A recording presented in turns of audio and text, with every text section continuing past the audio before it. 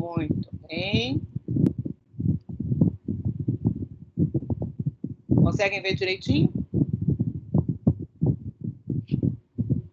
Tá normal aqui. Tá aparecendo? Então, pronto. Então, vamos agora ver em detalhes a parte do que eu já falei, várias coisas, sobre digestão, absorção e metabolismo de lipídios.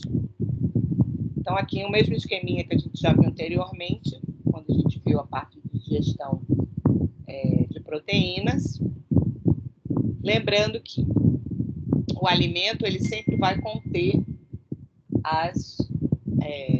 diferentes nutrientes, que vão vir dentro de células mais ou menos destruídas, dependendo se a gente está comendo um alimento cru, ou um alimento cozido, ou um alimento processado, ou ultraprocessado, né? Mas que, de qualquer forma, a maior parte das gorduras que a gente tem na dieta, a gente vai ver depois isso em detalhes, mas vamos seguir, essa gordura ela vem na sua maior quantidade na forma de triglicerídeos, tanto de origem vegetal quanto de origem animal. Triglicerídeos são encontrados nos óleos e nas gorduras que a gente come na dieta, tanto os óleos vegetais quanto a gordura animal. E, como vocês devem saber, água e óleo não se misturam. Logo, sendo os fluidos biológicos todos de base aquosa, a gordura que vem para a boca, na sua maior parte, ela não sofre nenhum processo de digestão, tá? Quando vocês forem para Morfo 2, eu sempre gosto de falar de fisiologia, de lipase salivar, mas a lipase salivar e a lipase gástrica, elas têm um papel fundamental na nutrição do neonato, do recém-nascido, porque essa gordura já vem parcialmente emulsificada. O que é uma emulsão? É quando eu consigo solubilizar uma gordura em meio aquoso. E esse meio aquoso, que está presente em todos os fluidos biológicos, a gente tem um emulsificante natural, que são os sais biliares. Os sais biliares, então, vão permitir que a gordura que vem da dieta seja emulsificada nos fluidos digestivos. Mas esses sais biliares são produzidos pelo fígado e só são liberados na primeira porção do duodeno, que é onde está mostrando vesícula biliar. Vesícula biliar é um anexo ao fígado que faz o armazenamento e a concentração da bile, que é composta por água e sais biliares. Oi. A senhora passou o slide? Não, eu estou num slide que está digestão e absorção de lipídios. Vocês não estão vendo? Então, é que a gente achou que a senhora tinha passado. Não, eu ainda estou falando nele. Eu vou apresentar aqui que eu aponto com o cursor e vocês pelo menos veem. Pronto. Vocês conseguem ver agora com o cursor? Sim. Melhor, né? Eu não consigo sem cursor. Queria tirar esse negócio do lado para aumentar aqui. Está muito pequeno? Não, dá para ver normal aqui. Tá? Somente slides. Pronto. Assim, tá bom? Tá bom assim? Tá. Pronto. Então, vamos lá. Aqui, a vesícula, o fígado está em cima. Quando a gordura vem, ela não se solubiliza na saliva, ela desce pelo esôfago, chega ao estômago, fica aqui no suco gástrico, fica sempre aqui em cima, porque a gordura tem baixa densidade, então ela vai ficar mais em cima. E como é que ela chega lá embaixo? Pelo trânsito mecânico que vai ocorrer, né? A gente tem vários movimentos que vão fazer com que esse bolo alimentar, junto com o suco gástrico, com o resto de saliva, etc., chegue na primeira porção do duodeno. Quando chega na primeira porção do duodeno, aí ele está mostrando aqui, aumentado, os sais biliares, então, vão emulsificar essas gorduras da dieta, formando micelas. Essas micelas, elas vão ter, então, uma estrutura, tipo isso daqui, onde os triglicerídeos ficam aqui dentro e, em volta, ficam os sais biliares com a parte polar exposta. Por que disso? Porque só assim as lipases intestinais, que são liberadas pelo pâncreas, aqui também, vão conseguir fazer a lipólise dos triacilgliceróides, que são essas estruturas que tem um glicerol ligado a 3 ácidos graxos. A lipase vai entrar aqui e vai quebrar, liberando 3 ácidos graxos para cada molécula de glicerol. E aí, então, a gente vai absorver pela mucosa os ácidos graxos e os outros produtos. No caso, se for triglicerídeo, glicerol, se for um fosfolipídio, os outros componentes, por exemplo, o metofosfato, alguns açúcares, etc. Quando chega na mucosa intestinal, na célula da mucosa intestinal, a gente vai montar de novo esse triglicerídeo, vai reesterificar, vai transformar ele de novo em triglicerídeos. E junto com uma proteína chamada apolipoproteína, a gente vai montar uma lipoproteína, que vai ter os triglicerídeos da dieta, os fosfolipídios da dieta, colesterol da dieta e éster de colesterol da dieta, mais a apoproteína. Por que isso? Porque isso, essa estrutura quilomicro, é que vai permitir o transporte dessa gordura no outro meio aquoso, que é o sangue. O sangue também é aquoso, certo? Então, os quilomicros, a gente vai ver, é a primeira lipoproteína, essa lipoproteína que é produzida no intestino, a gente vai ver ela em detalhe já, daqui a pouquinho. Mas esse quilomicro, então, vai pelos vasos linfáticos até a corrente sanguínea e vai ser distribuído para as células. As células que mais vão captar essa gordura da dieta são o próprio adipócito, que é a célula do tecido adiposo, que vai armazenar na forma de triglicerídeo, e o miócito não vai armazenar, ele vai utilizar, fazendo o quê? Vai novamente quebrar esse triglicerídeo em ácido graxo glicerol, o glicerol vai entrar na glicólise e os ácidos graxos vão ser oxidados na beta-oxidação. Tá? Então, nos vasos, a gente tem uma lipase lipoproteica, que faz o quê? Justamente desmembra esse quilomicro para que a gente possa transportar para dentro da célula, que vai fazer uso desse ácido graxo, os ácidos graxos separadamente. Que ótimo. Aí agora eu não sei como é que passa. Olha, eu não quis botar lá no... Quem é que está apresentando agora? Alguém apertou aí sem querer. Deixa eu deixar para cá. Ok. Então, tá lá. O alimento contendo triacilglicerol, o pâncreas liberando as lipases junto com as outras enzimas, a vesícula liberando a bile para emulsificar a gordura, vai ocorrendo a digestão, e aí, aqui, ó, lipase pancreática, pegando o triacilglicerol, que é um glicerol ligado com 3 ácidos graxos, e formando monodiacilglicerol e ácidos graxos livres. Nas células epiteliais da parede intestinal, então, a gente vai ter essa formação, depois que ocorre a absorção desses ácidos graxos, a formação do triglicerídeo e do quilomicro, que pelos ductos linfáticos vai levar a gordura até a corrente sanguínea para ser distribuída nos tecidos.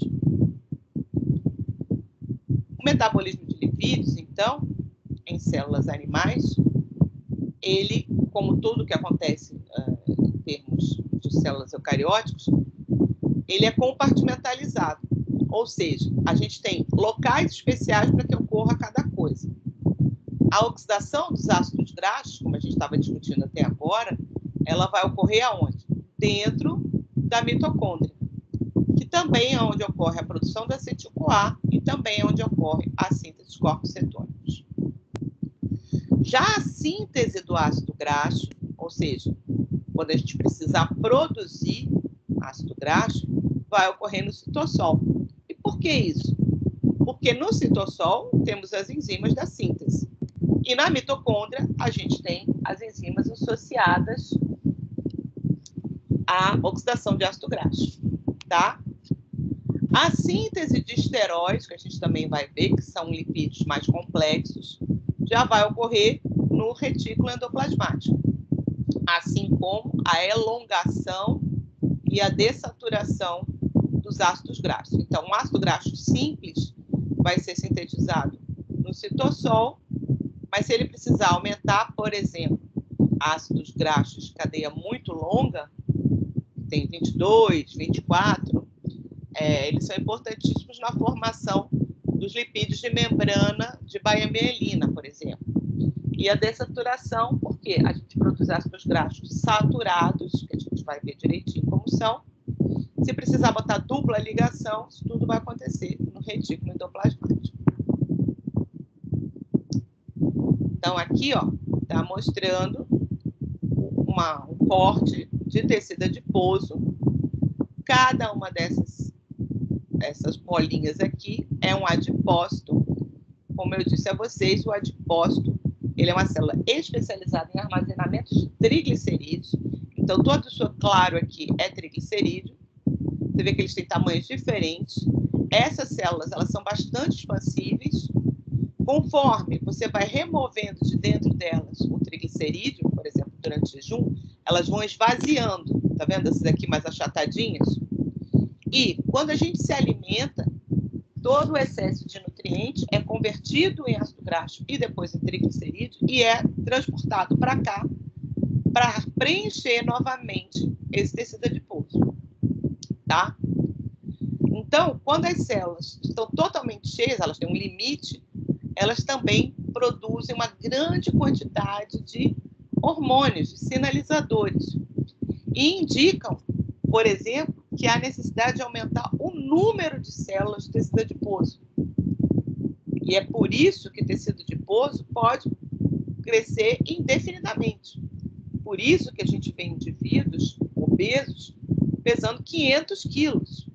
Se vocês já viram um programa que chama Quilos Mortais, lá a gente tem o caso de obesidade mórbida, pessoas que pesam 500 quilos. Imagina, é quase o peso de uma vaca nova, uma novilha. Né? O que é incompatível é o crescimento muscular não se dá da mesma forma, nem o crescimento de órgãos, coração, pulmão, as outras vísceras, etc.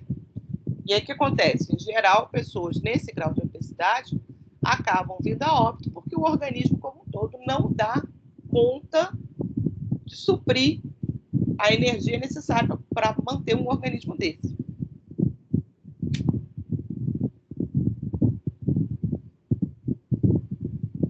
Um dos hormônios que é bastante produzido pela tecido adiposo é a leptina, mas tem vários outros.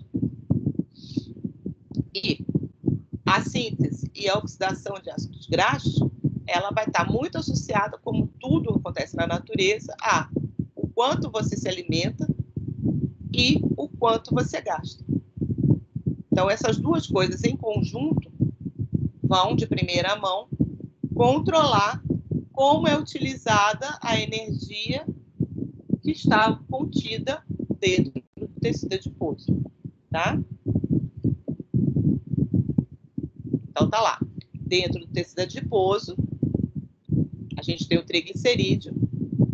Quando esse triglicerídeo é hidrolisado, ele vai liberar o glicerol e vai liberar o ácido graxo. Para que o ácido graxo seja transportado pela corrente sanguínea, ele não vai poder ser transportado livre, né? Já que ele tem uma característica anfipática. Então, ele vai associar a albumina, como a gente falou lá na aula de proteínas, até chegar aos órgãos que vão fazer essa utilização. Então, aqui está mostrando uma albumina ligada com ácido graxo, levando esse ácido graxo até a célula que vai utilizá-lo. Quando chega lá, tem um transportador de ácido graxo, uma proteína de membrana, que permite a entrada desse ácido graxo para o citossol da célula, que a gente já viu agora, que depois vai ter que ser encaminhado para a mitocôndria, pois é lá que tem as enzimas da beta-oxidação. O que está mostrando aqui? Que essa lipólise de triglicerídeos está associada a uma sinalização por glucagon. Quando é que o glucagon vai aumentar no sangue? Quando a gente tem baixo nível de glicose? Exatamente. Quando a gente está em hipoglicemia, isso indica que a gente está em jejum. Então, quanto mais baixa tiver a glicemia, maior vai ser a produção de glucagon e a liberação dela no sangue. O glucagon vai ser mandado para todo o organismo. E os receptores de glucagon são receptores do tipo, ó, o que é isso aqui? Quem adivinha? O que é essa bolinha aqui escrito GS dentro? Estudaram isso com Poliana agora. GLUT1? Não. GLUT é transportador de glicose. Ó, Sinalização de proteína associada... Não, sinalizador associado à proteína G.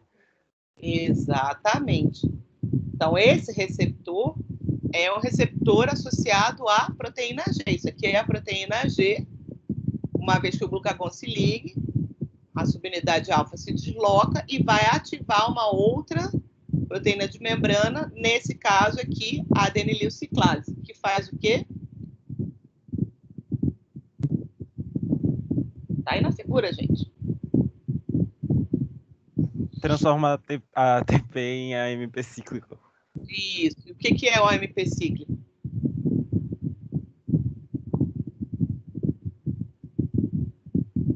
Olha lá, estou fazendo revisão de biologia celular com vocês. Isso é matéria da prova também. O que o AMP cíclico é? Como é que chama isso em biologia?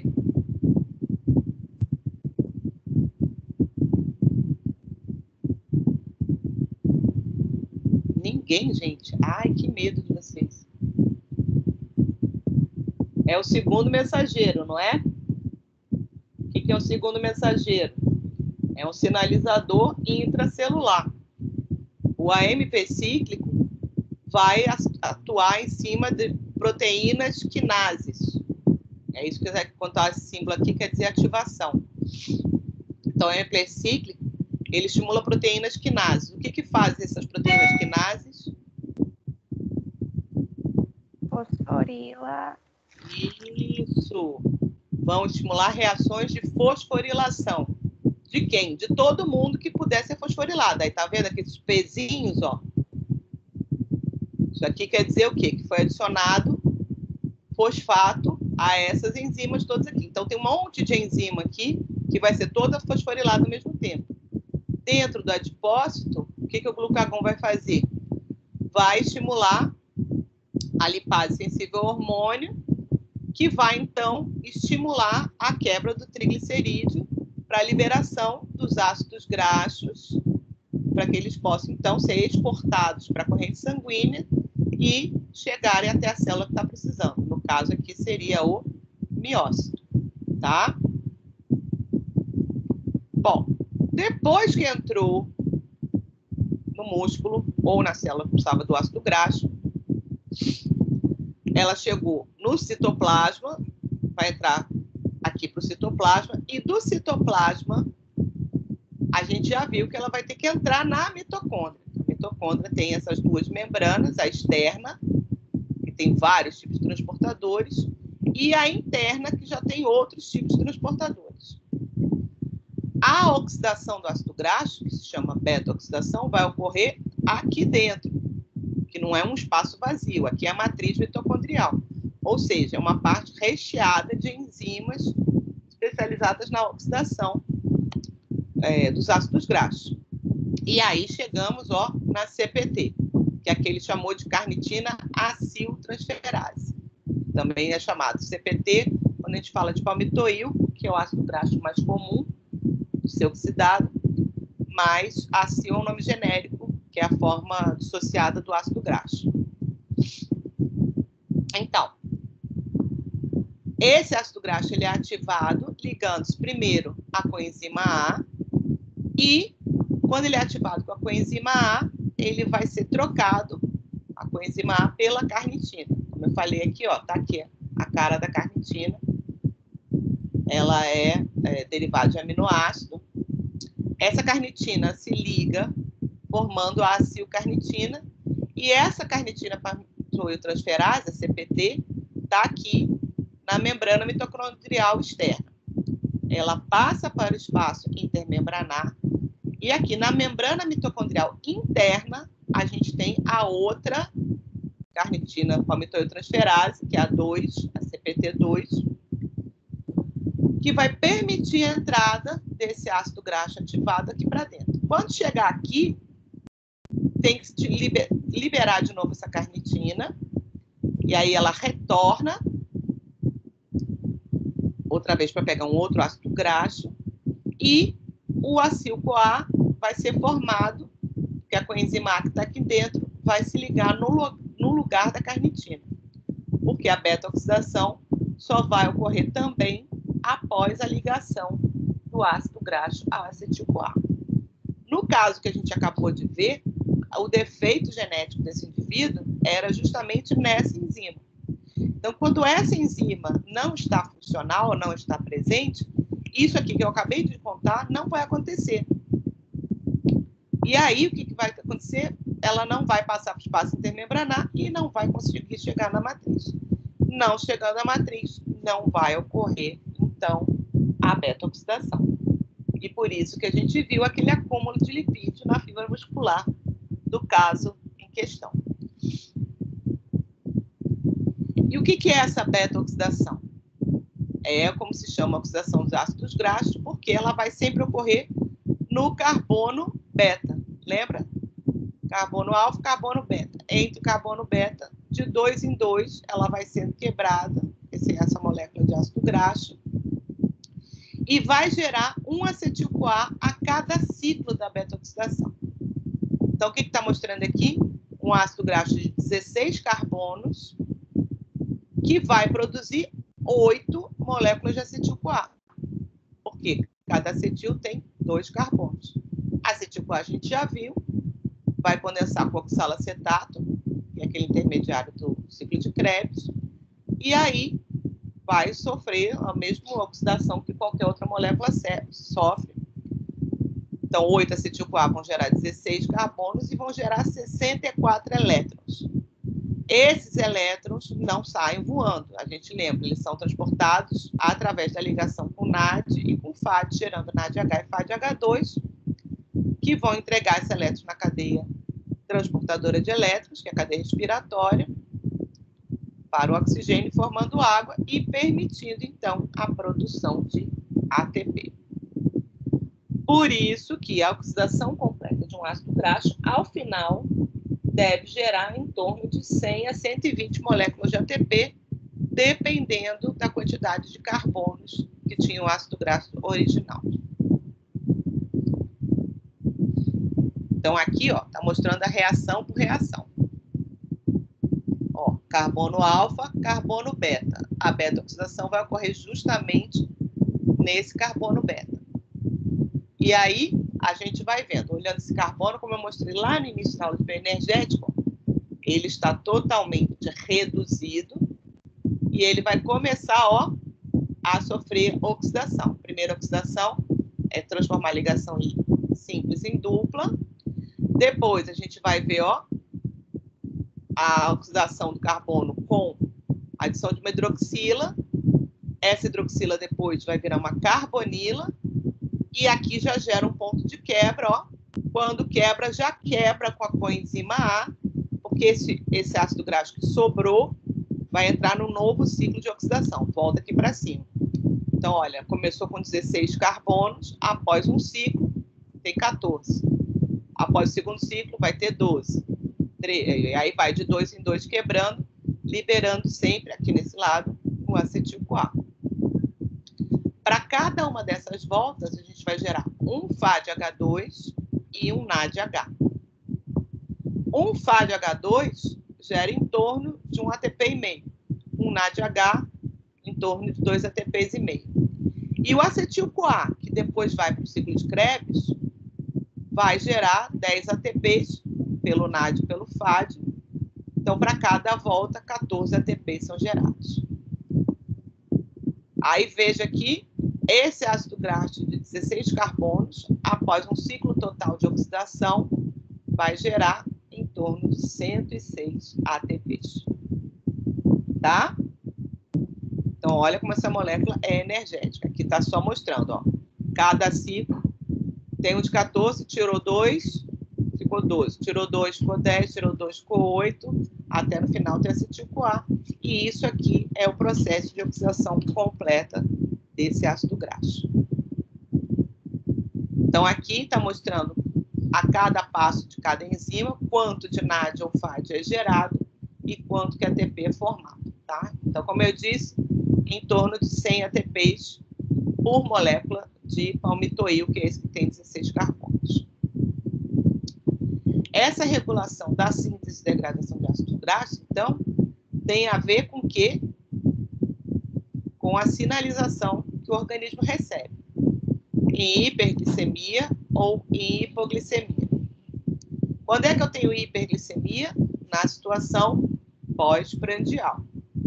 A gente digere, a gente viu que metade, mais ou menos, do que a gente ingere diariamente é carboidrato, especificamente amido, diferentes origens.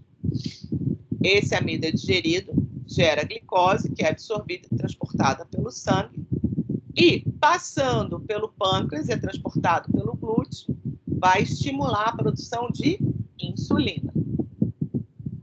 Conforme vai passando o tempo que você já se alimentou, vai haver uma redução dessa glicose no seu sangue.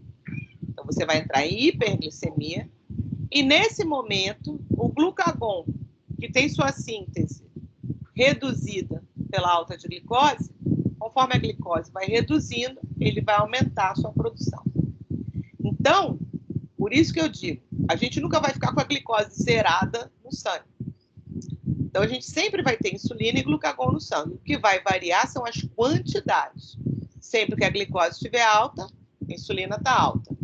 Sempre que a glicose estiver baixa, o glucagon está alto. O que a insulina vai fazer? Vai estimular os processos de armazenamento de energia. Então, qualquer coisa que esteja em excesso vai ser armazenada. No caso, a própria glicose, quando tiver em excesso, parte dela vai ser convertida em glicogênio, mas a gente viu que tem uma limitação de espaço para armazenar glicogênio, e a maior parte da glicose vai ser convertida até acetil-CoA, só que esse acetil-CoA, em vez de ser oxidado, vai ser convertido em ácidos graxos. E onde é que vai ocorrer essa síntese de ácido graxo? No fígado. O fígado é responsável pelo metabolismo central, como eu já disse. Já a hipoglicemia vai fazer com que se utilize a energia armazenada.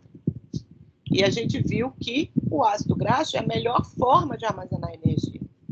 Então, o glucagon, ele já vai estimular o quê? A oxidação dos ácidos graxos.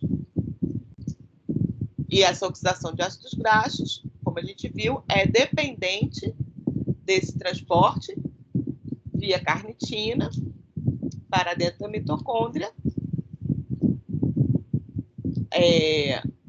com ativação pela coenzima A.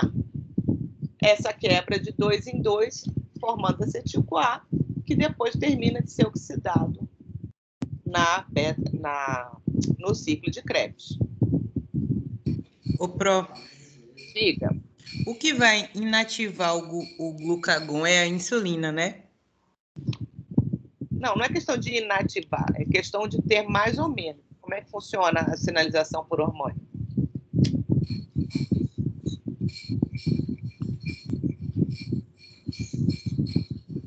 Cadê a figurinha? Aqui, ó. Receptor para glucagon e receptor para insulina estão presentes nas células todas, concorda? Concordo. Pronto. Agora, esses receptores só funcionam quando tem seu ligante. Então, o receptor de glucagon só vai funcionar quando tiver glucagon no sangue. E o receptor de insulina só vai funcionar quando tiver insulina no sangue. Concorda? Concordo. Quando é que a gente vai ter muita insulina no sangue? Quando a glicose estiver alta. Isso. Então, o receptor de insulina que está aqui, quando a insulina estiver alta, ela vai se ligar, ela vai passar, tendo receptor, ela vai ter afinidade, vai se ligar. E aí, esse receptor de insulina vai estimular todas as vias que são ativadas por insulina. Mas, no caso... Se a glicemia baixar, o que vai acontecer? Vai diminuir a quantidade de insulina no sangue. E aí, você não vai ter mais ativação por insulina. O que vai começar a aumentar no sangue? O glucagon. Aí é a mesma coisa, o receptor estava lá, mas não tinha nada ligado a ele. Quando o glucagon começa a aumentar, ele se liga ao receptor e vai ativar as vias estimuladas por glucagon. O que você ia perguntar? Não, entendi já. Entendeu?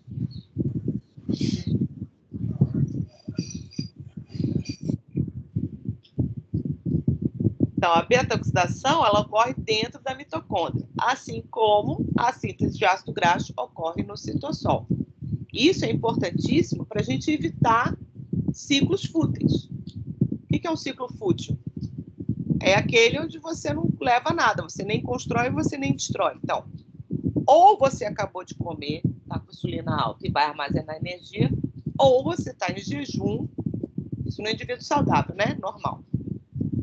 Ou você está em jejum e vai utilizar a energia. Então, você não pode estar ao mesmo tempo sintetizando ácido graxo e quebrando ácido graxo, concorda?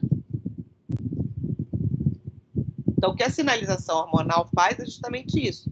Dizer para a célula, que a célula não tem boca nem ouvido. Então, ela não ouve nem fala. As células se comunicam entre si através da sinalização por hormônios. O hormônio que está presente no sangue é que ele vai dizer se você acabou de comer, e aí sua glicemia está alta, você produziu insulina, ou se você está sem comer há muito tempo, e aí sua glicemia está baixa e o glucagon está alto no sangue.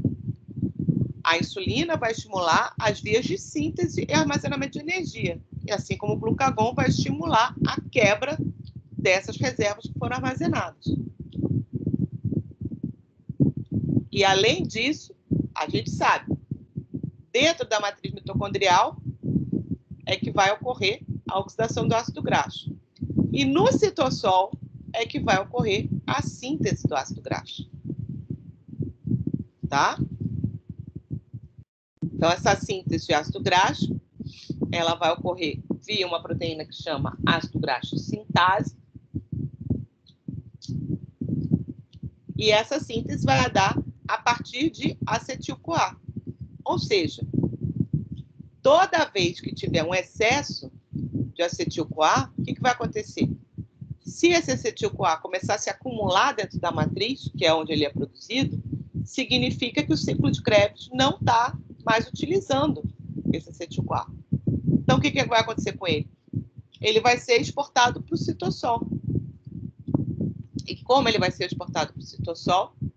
Aqui, oxalacetato, liga o acetil-CoA que veio tanto pode vir da glicose, pode vir até do próprio ácido graxo, pode vir do aminoácido. Tudo vira acetil-CoA, lembra? Condensou com oxalacetato, virou citrato. Mas o ciclo de Krebs não está rodando, por quê? Porque eu não estou precisando mais produzir ATP.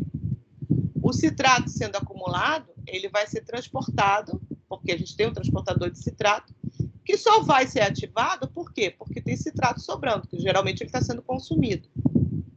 Quando a ATP está alta, esse citrato sai da célula, passa pela membrana interna e externa e chega ao citossol.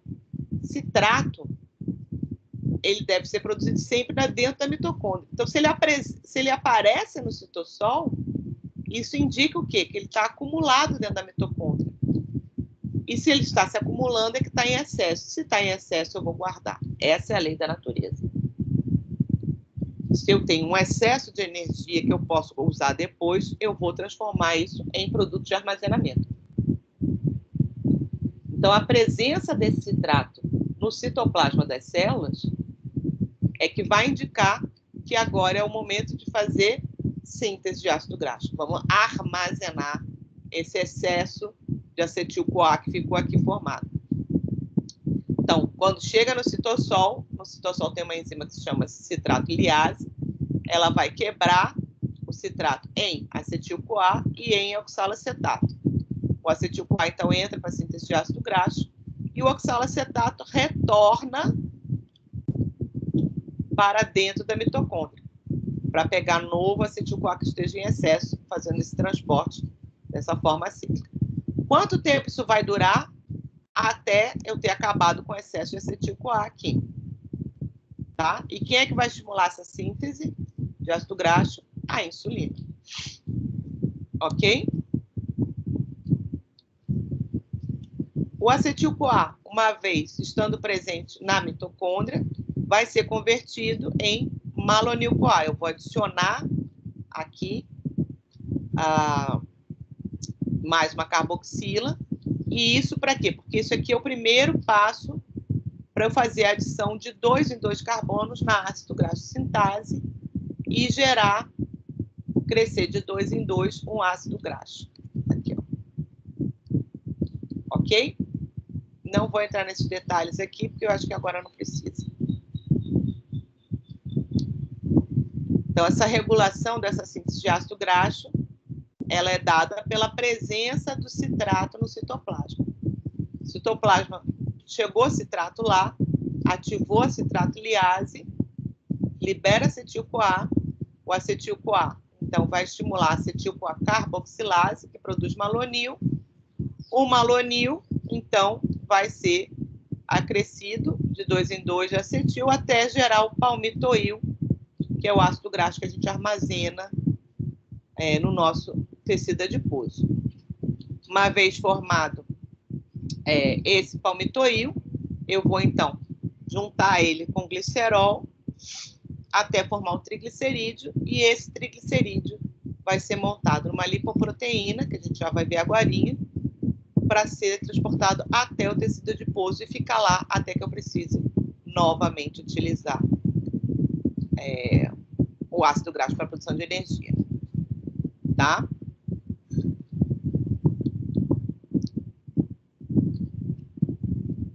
E aí chega a questão dos corpos cetônicos. O que são os corpos cetônicos? Assim como o ácido graxo vai para os tecidos em geral, o fígado também vai oxidar ácido graxo, né? E isso vai fazer com que ele produza energia como? A partir da beta-oxidação. A gente viu que tem um ganho grande de energia só pela beta-oxidação. Ok? A gente viu que esse NAD, esse FAD, esse NAD, cada um deles vão gerar muitos ATPs cada vez que eu quebrar de 2 em 2 um ácido graxo. Isso já gera muita energia. Acontece que o fígado, durante o jejum, ele tem um papel fundamental no metabolismo em geral, que é o quê? Regulação da glicemia. De que forma? Como é que o fígado mantém a glicemia durante o jejum? Perguntando.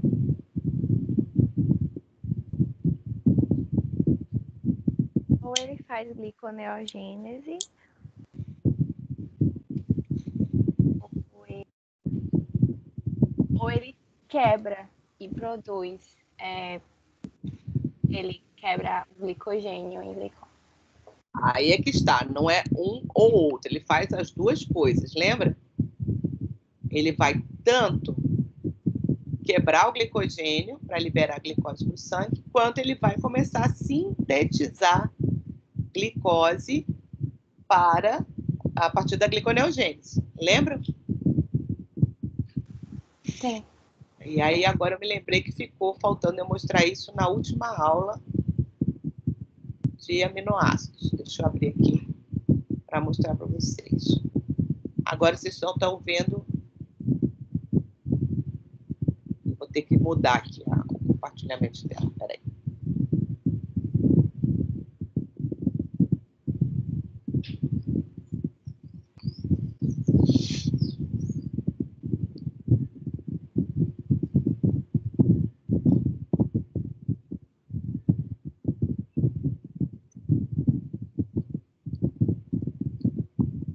Pronto.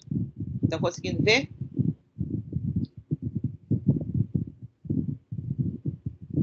Não? Sim.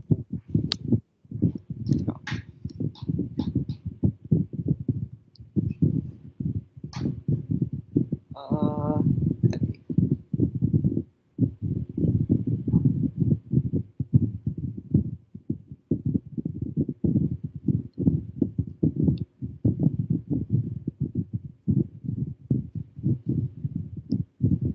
Durante o jejum, o que a gente viu?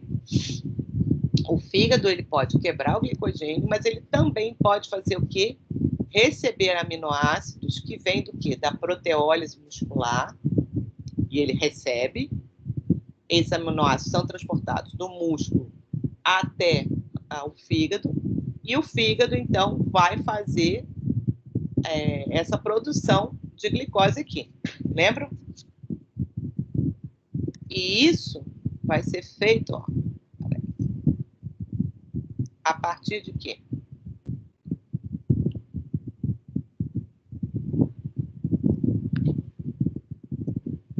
Dos aminoácidos glicogênicos. Lembram? Os aminoácidos glicogênicos são esses mostrados aqui em rosinha. São aqueles que, depois de sofrer desaminação e oxidação parcial, são transformados em algum desses alfa-cetoácidos que tem no ciclo de Krebs. Daqui, o que vai acontecer? Eles vão ser enviados para a via de síntese de glicogênio, enquanto que os cetogênicos vão ser convertidos em acetil-CoA. Eles não conseguem formar intermediários do ciclo de Krebs e, portanto, eles não conseguem formar glicose na gliconeogênese. De qualquer forma, o que está acontecendo com o fígado durante o jejum? O ciclo de Krebs dele não está funcionando na forma oxidante. Ele não está na forma de oxidar acetil-CoA. Ele está na forma de tirar essas moléculas que estão sendo formadas aqui para converter elas em quê? Em glicose. Portanto, durante o jejum, o ciclo de Krebs não funciona para oxidar acetil-CoA. Concordam?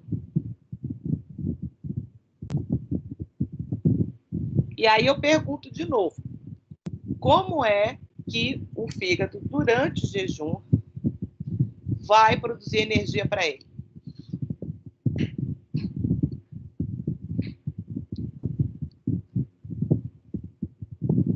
Vamos olhar aqui o metabolismo como um todo. A gente tem aminoácidos, ácido graxo e glicose, gerando acetil-CoA. Não é? Sofre oxidação parcial, cada um lá de uma sua forma. Aminoácido sofre transaminação, geram acetil-CoA, ou ainda podem ser convertidos direto num intermediário do ciclo de Krebs. Ácido graxo gera acetil-CoA, que a gente acabou de ver na beta-oxidação. Glicose gera piruvato na glicólise e depois descarboxilada gera acetil-CoA. Então, os três nutrientes energéticos viram acetil-CoA. Concorda? Tudo isso vai gerar no final o quê? ATP. O fígado Vamos pensar agora só em fígado. Durante o jejum, o que ele vai estar fazendo? Vai estar gastando energia para quebrar glicogênio e vai estar gastando energia para formar glicose. Então, ele pode utilizar a glicose como fonte de energia durante o jejum?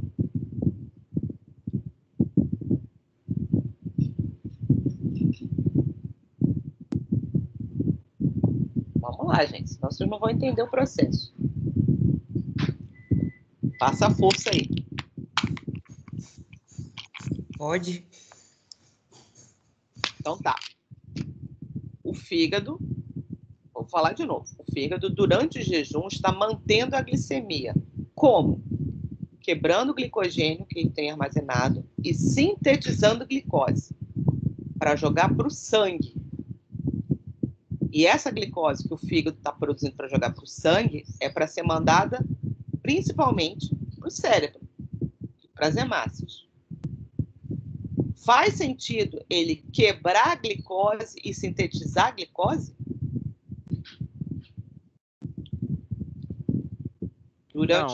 Não. Isso é um ciclo fútil. É igual o padeiro que faz o pão e come o pão. O cara vai lá, faz uma fornada de pães e assim que ele acaba de fazer, ele come. Qual é o ganho dele? Nenhum. Ele tem que fazer o pão para mandar para fora. Certo? Então, o fígado, durante o jejum, ele não pode usar glicose para gerar energia. Ele pode usar, então, o quê? Aminoácido e ácido graxo? Pode. Pode usar aminoácido? Durante o jejum? Fígado?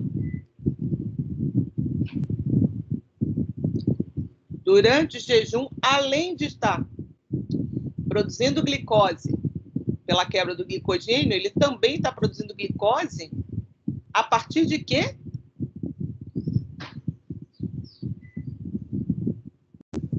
Dos aminoácidos. Isso. Porque esses aminoácidos estão sofrendo transaminação, estão gerando os intermediários ciclo de Krebs, que vão virar o quê? Glicose também. Então, o fígado, durante o jejum, ele usa como fonte de energia para a produção de ATP o quê? Ácido graxo, não é? Das 3 possibilidades, a única que resta ao fígado durante o jejum é usar ácido graxo. Concordam? Porque a glicose está sendo produzida para ser exportada e o aminoácido está sendo usado para produzir o quê? Glicose. Então, o que resta de substrato energético para o fígado? É ácido graxo. E como é que ele vai produzir essa energia? Oxidando ácido graxo até acetil-CoA, concorda? Porque aqui vai gerar o quê? Na beta-oxidação, NAD e FAD.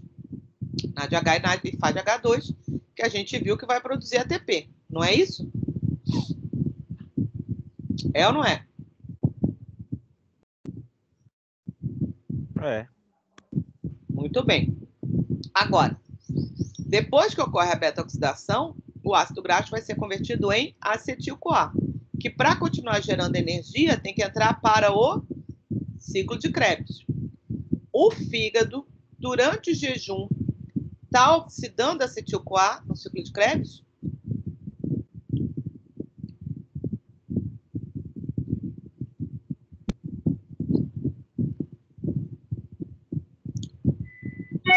Sim ou não?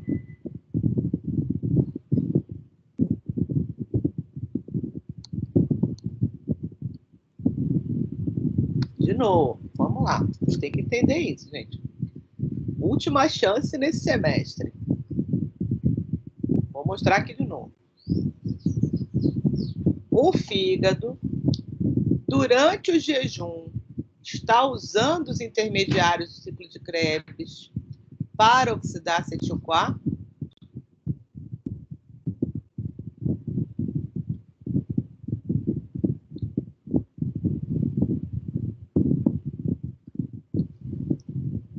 O que eu digo para vocês, se vocês não pensarem, Se ficarem tentando decorar, vocês nunca vão entender metabolismo. O que que essa figura aqui está mostrando?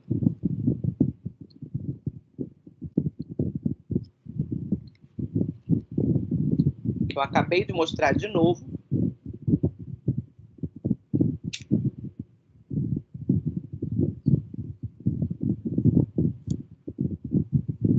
Hein, gente? O que que é o rosinho? O que que é o azul?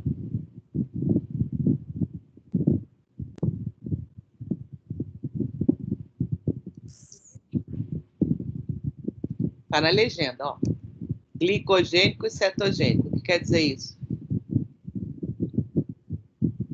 São aminoácidos que podem virar ou acetil-CoA ou os intermediários do ciclo de Krebs. Sem ser acetil-CoA. Isso. Os que podem virar intermediários do ciclo de Krebs são os glicogênicos. Então, quer dizer isso? Que esses aminoácidos, quando eles viram intermediários do ciclo de Krebs, se eu tiver que fazer gliconeogênese, eles vão ser convertidos em glicose, não é? Não é?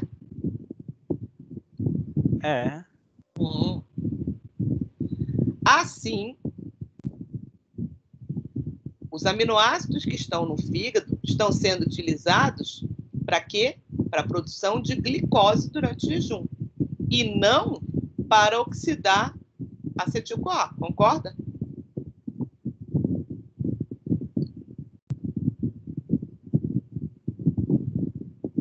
Sim ou não? Sim. Se esse acetil-CoA, então, não pode ser oxidado no ciclo de Krebs, o que que vai acontecer com ele? O que acontece com uma substância que está numa via metabólica e ela não segue essa via metabólica?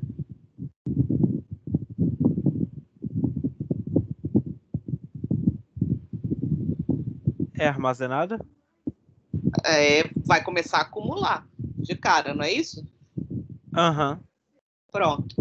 Então, o que que vai acontecer com o fígado durante o jejum?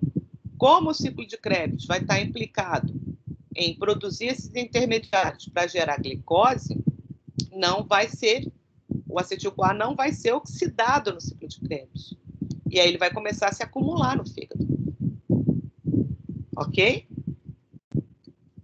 Quando esse acetil-CoA começa a ser acumulado,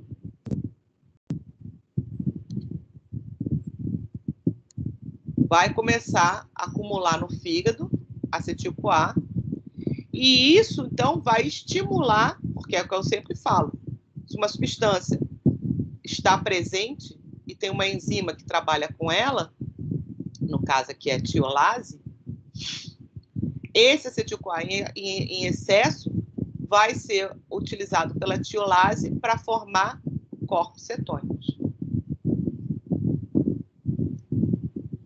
Ok? E aí, ó, síntese de corpos cetônicos é estimulada por glucagon e ocorre aonde? Na mitocôndria. Então, acumulou. Se eu tenho ácido acetil-CoA lá e ele está sendo oxidado no ciclo de Krebs, beleza, seguiu. Se ele começa a se acumular, eu vou começar a estimular a via de síntese de corpos cetônicos.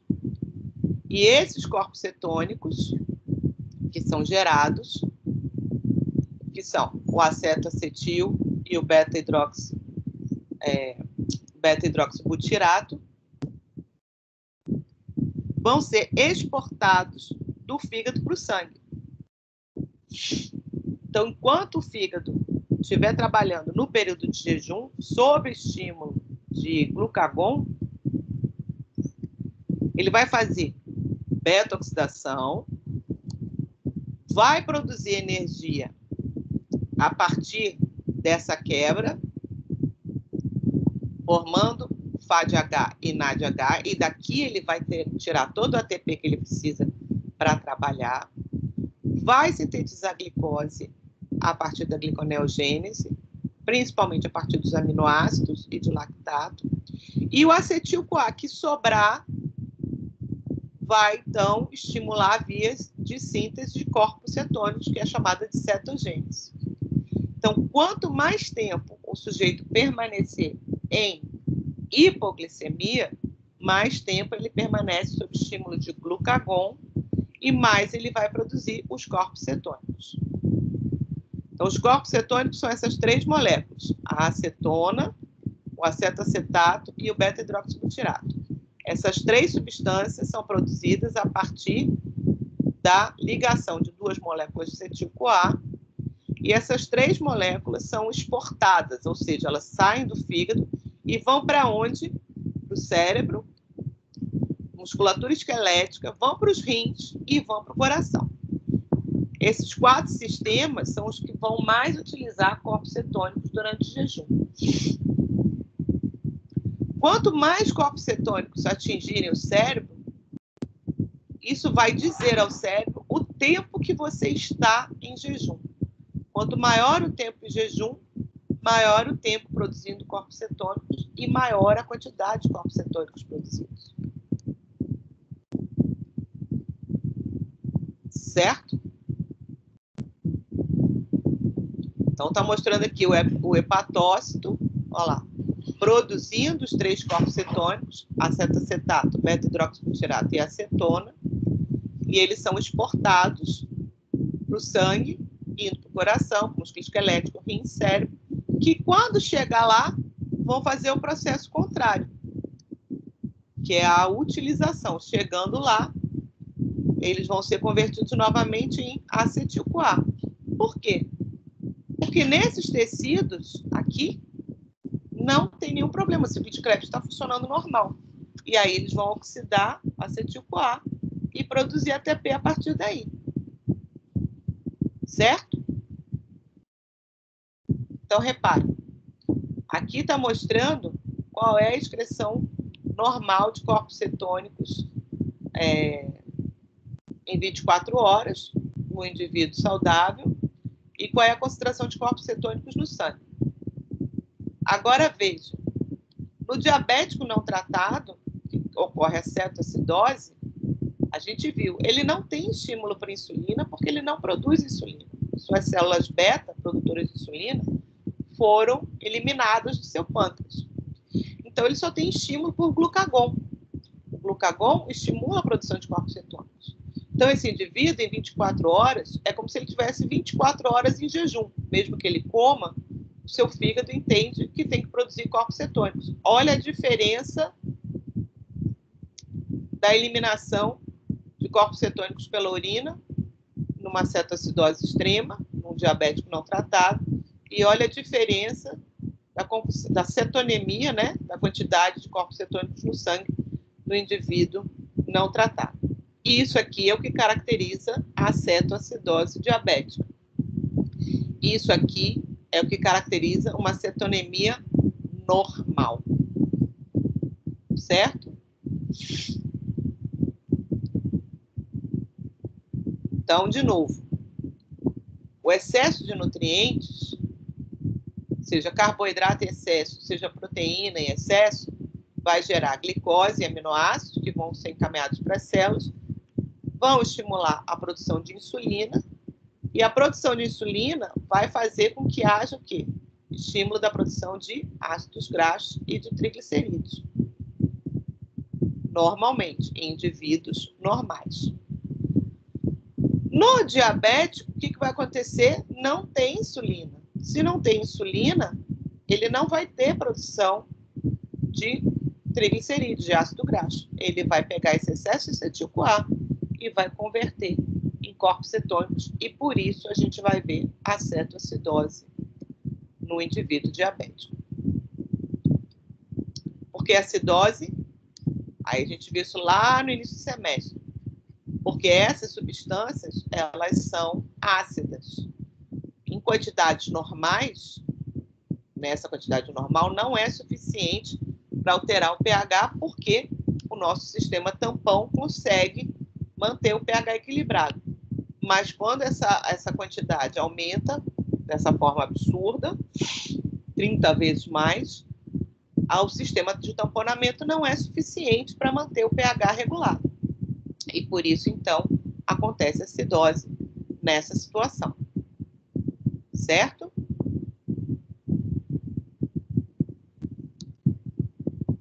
Bom, e esse processo de síntese no fígado, da formação de triglicerídeos, a gente sabe, não é no fígado que a gente armazena esses triglicerídeos. A gente armazena os triglicerídeos no tecido adiposo. Então, esses ácidos graxos sintetizados pelo fígado vão ser convertidos em triglicerídeos e vão ter que ser transportados pelo sangue até o tecido adiposo para ser armazenado. E como é que isso é feito? Já que a gente sabe que triglicerídeos não são solúveis em água. Daí a gente, então, tem que olhar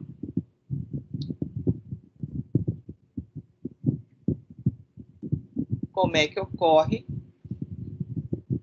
essa síntese e transporte dos lipídios. Acho que eu abri por errado. Deixa eu ver. Não, desculpa, não é esse. Esse é neutral. É essa aqui.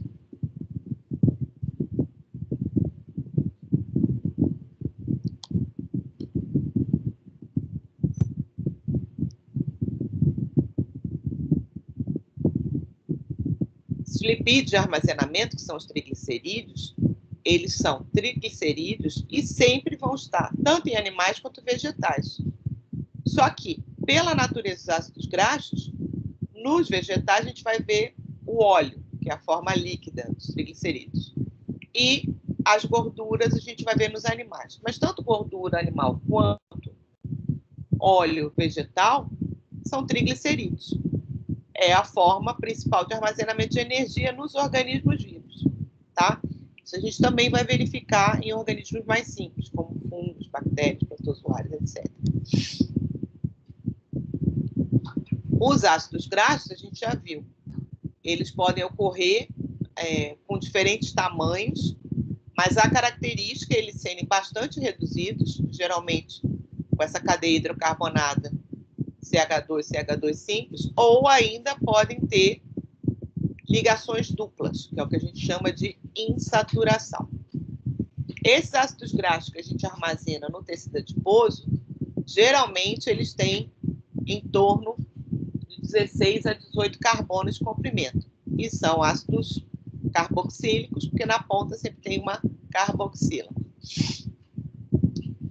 Como eu disse mais cedo, a gente tem ácidos graxos maiores, que são chamados de ácidos graxos de cadeia muito longa, ou seja, de 20, 22, 24, 26 carbonos. E também esses ácidos graxos costumam ser poliinsaturados, ou seja, eles têm várias duplas ligações ao longo da cadeia, como esse caso aqui. Esse aqui é o ácido eicosapentanoico, que é o EPA, que é o ácido que vocês conhecem mais comumente como ácido graxo ômega 3.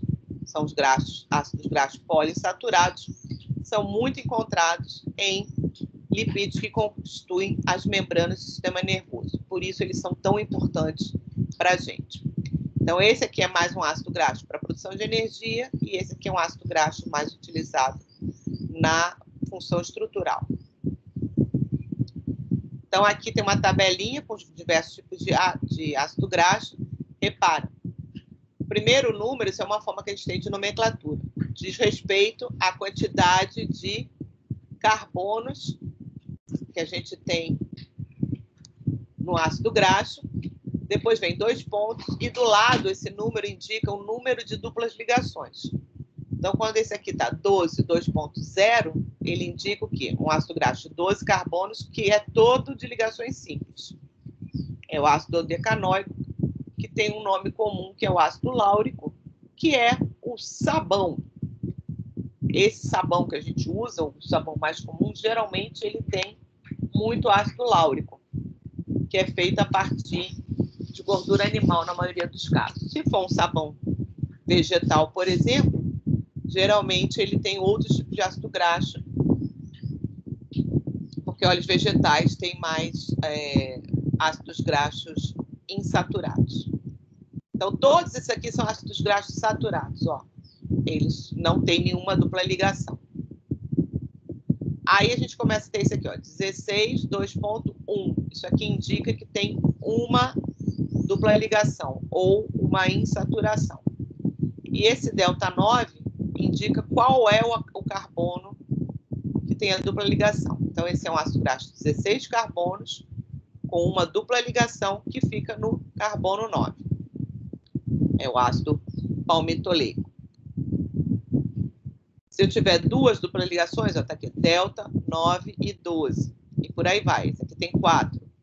Delta, 5, 8, 11. Então, aqui são as posições que estão as duplas ligações.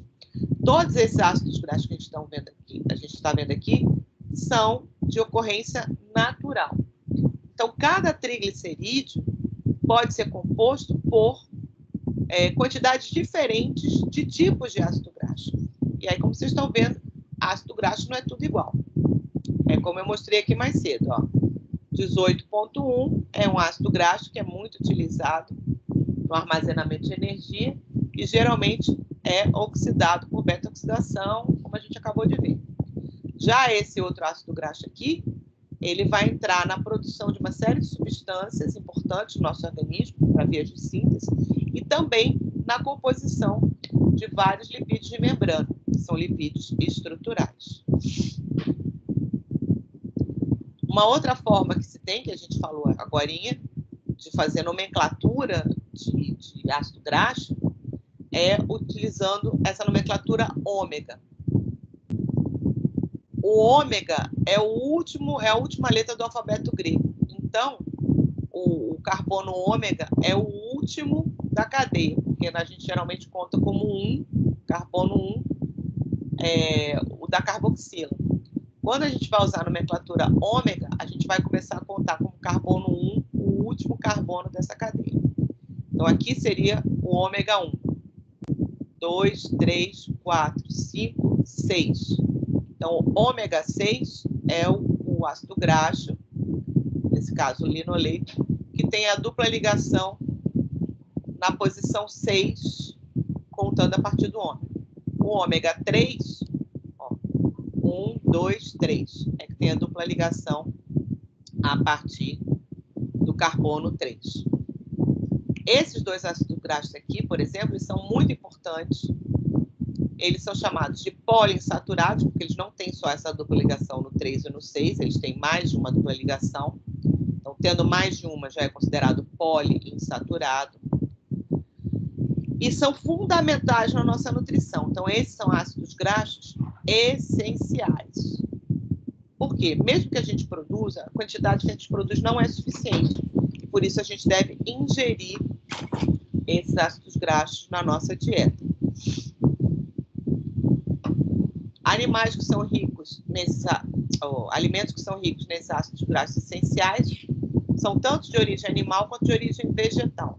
Então, nozes e castanhas têm bastante esses ácidos graxos, assim como peixes, principalmente esses de água fria, como salmão e arenque, de água salgada, como sardinha, na rúcula, na couve, no espinafre, e alguns óleos vegetais que a gente usa para preparar alimento, como canola, soja, linhaça, também contém bastante esses ácidos graxos essenciais.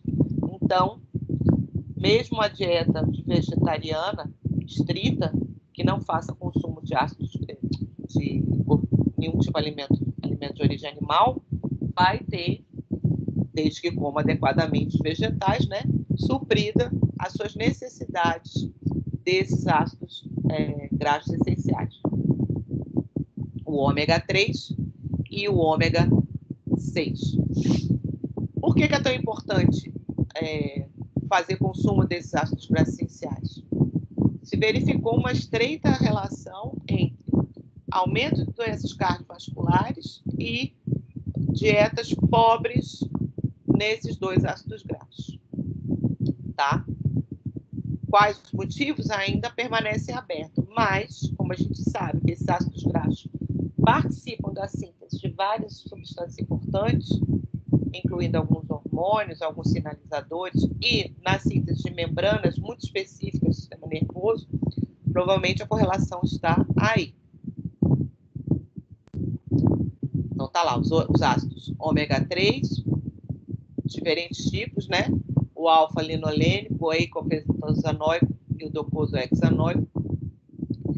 Esses, que são todos ômega 3, eles interferem na produção, por exemplo, de prostaglandinas, que são substâncias, vou aprender bastante isso em farmacologia, mas são substâncias sinalizadoras, mediadores químicos, principalmente os que estão envolvidos no processo de coagulação sanguínea. Então, aqui é uma das relações grandes com a doença cardiovascular. Além disso, o DHA, que é esse ácido graxo aqui, ele é o maior constituinte da porção fosfolipídica de células que estão na retina, no cérebro e em outras membranas. Então, está aqui a função estrutural e a função de sinalização. Em termos estruturais, a gente já viu a estrutura de proteína, então a gente já sabe mais ou menos como é que funciona essa simbologia. Isso aqui é a estrutura química, como a gente veria um ácido graxo saturado. Então, ele tem uma estrutura bastante linear.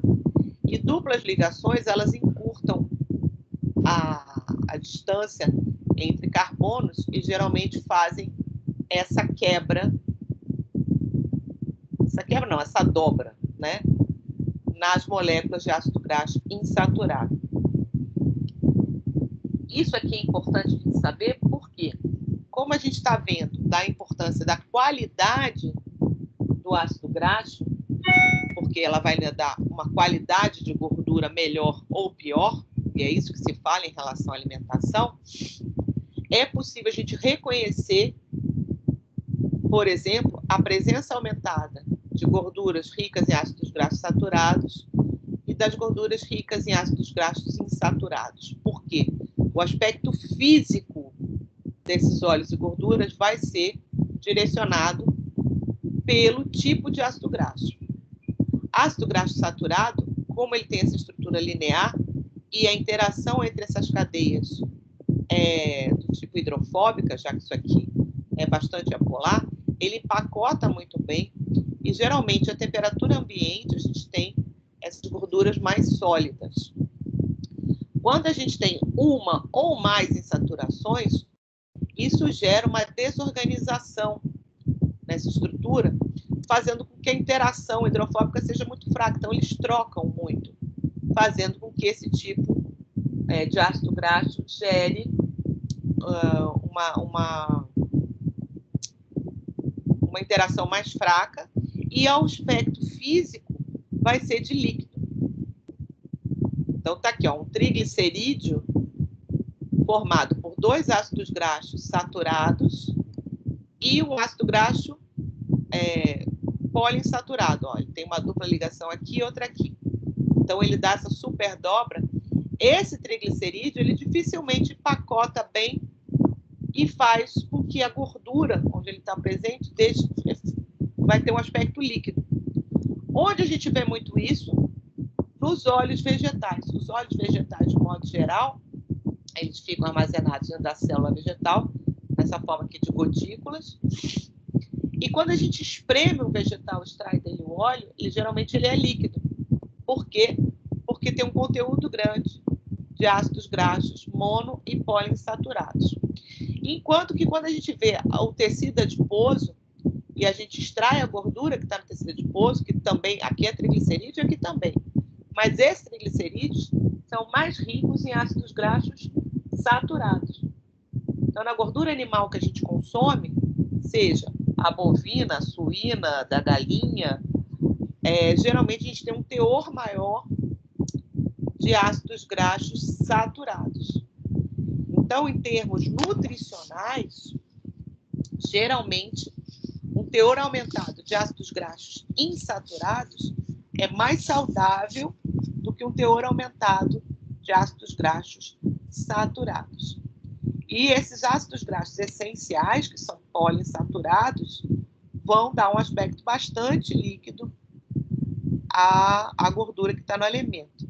Então, aqui, está comparando 3 gorduras que a gente encontra em alimento. O azeite de oliva, que é extraído da azeitona, vegetal, claro. A manteiga, que é a gordura presente no leite, extraída do leite. E a gordura na carne bovina. Como é que a gente pode ver isso? Se a gente pegar um pedaço de picanha, tirar aquela gordura que está excedente e fritar, a gente vai ver ela ficar líquida no líquido quente. Mas quando essa gordura resfria, ela novamente se torna sólida. E isso está justamente associado ao conteúdo de ácidos graxos saturados. Ó, olha aqui na gordura do boi, na manteiga e no azeite de oliva. E teor de insaturados. Olha quanto ácido graxo insaturado tem no azeite, que eu chamo aqui de azeite doce, que é o azeite de oliva, o quanto tem na manteiga e o quanto tem na gordura bovina. Então, quem tem mais ácido graxo saturado tende a ser sólido à temperatura ambiente. Quem tem mais ácido graxo insaturado tende a ser líquido. E aí a gente consegue já verificar essa diferença observando a gordura do alimento. A manteiga, que tem mais ou menos uma proporção mista de ácido graxo insaturado, geralmente a temperatura ambiente ela é pastosa. Qualquer ligeiro aumento, assim, dá um pouquinho mais de calor, a gente vê ela se tornar líquida. E qualquer pouco resfriamento, a gente vê ela se tornar sólida. Então, no geral, gorduras animais têm mais teor de ácido graxo saturado e gorduras vegetais têm maior teor de ácido graxo insaturado. Quando essa relação não é verdadeira? Vamos pensar aqui em um óleo vegetal que é rico em gordura saturada. Como é que eu sei disso? Só olhando para ele.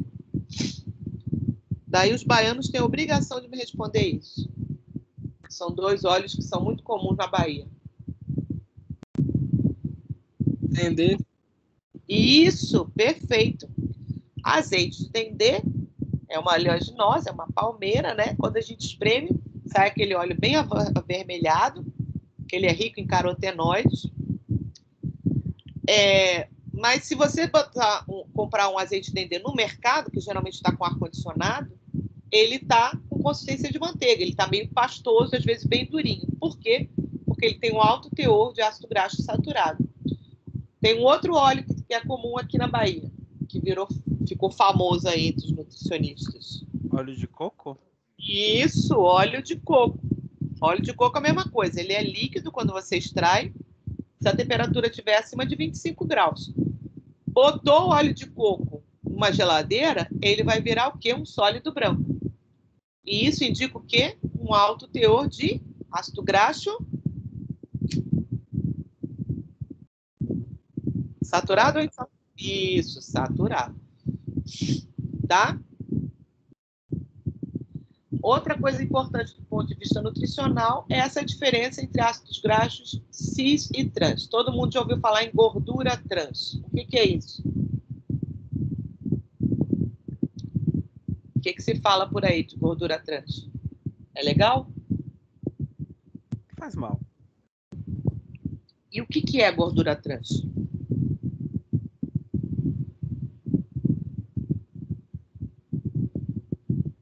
A conformidade dos carbonos, eles não se ligam, não, porque a enzima é cis, parece. Não.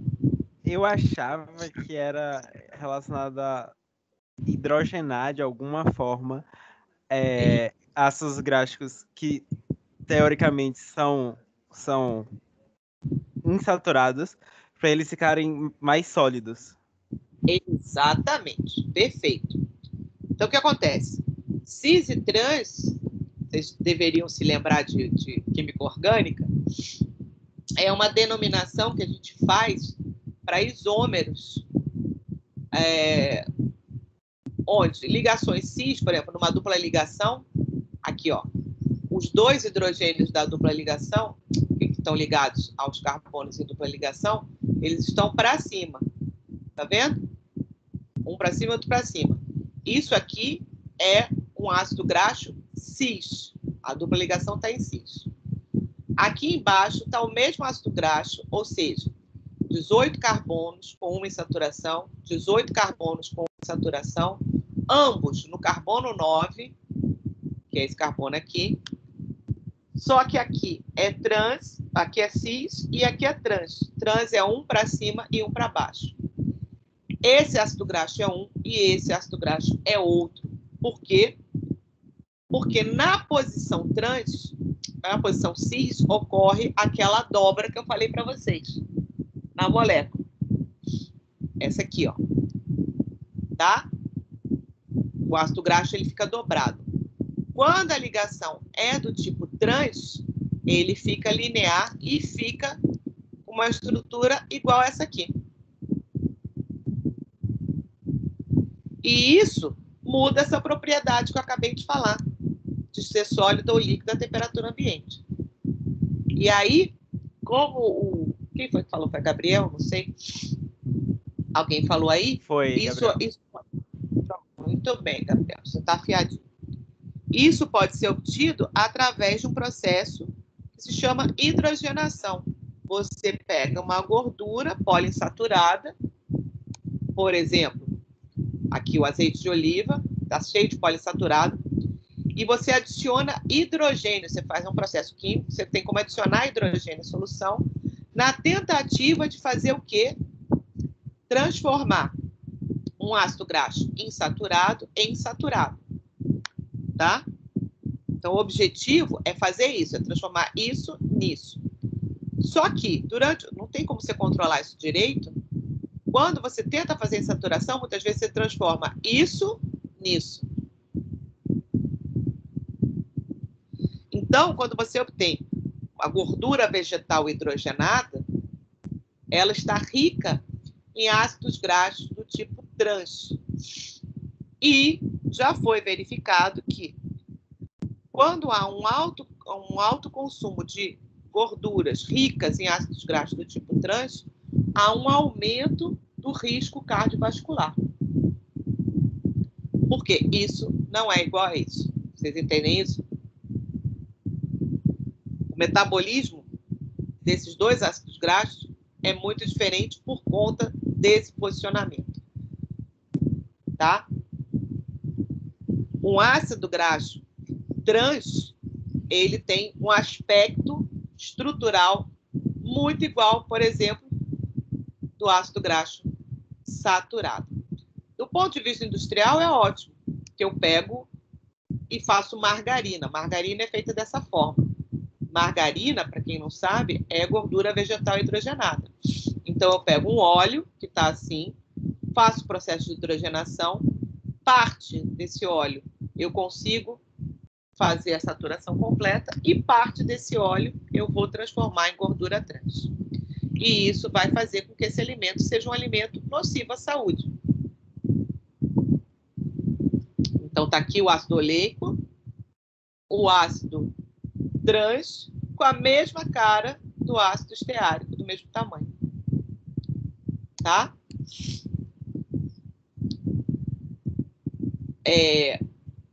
Em alimentos tipo carne, assim, na nossa carne mesmo, né? Mas na carne de animais, sempre existe uma porção de gordura trans, porque ela acontece naturalmente. Mas essa porção é muito pequena, tá?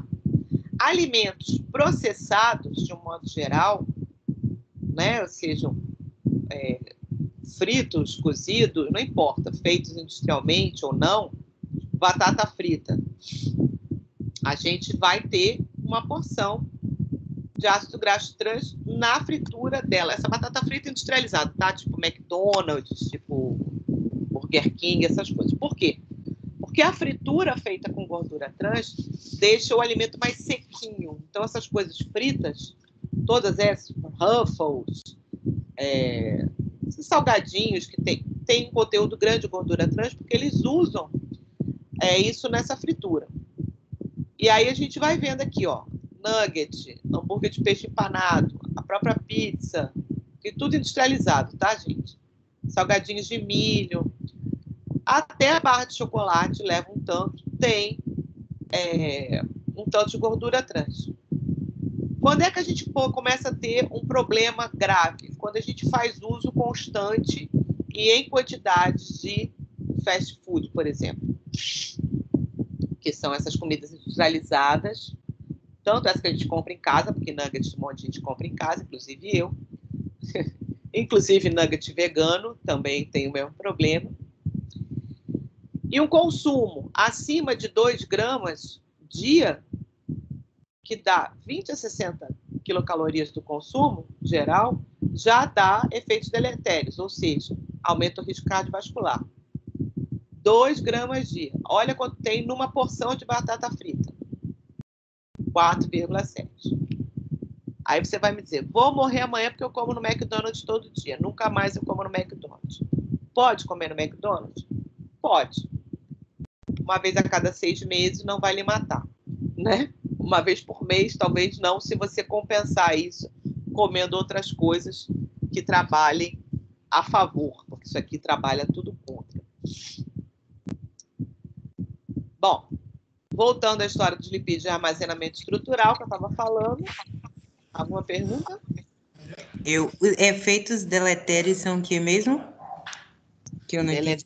Faz mal. Ah, sim. No caso, o efeito deletério da gordura trans é aumentar o risco cardiovascular. Então, você fica mais propenso a doenças como infarto, como doenças ateroscleróticas e vários problemas associados à hipertensão. Tá? Tá, obrigada. Sim. E aí lembrar aqui que os ácidos graxos, a gente está falando até agora de triglicerídeos, né? Quando a gente está falando de alimento. Mas, como eu disse lá no início da aula, quando a gente come um alimento, a gente come células, e nessas células a gente também vai encontrar lipídios estruturais.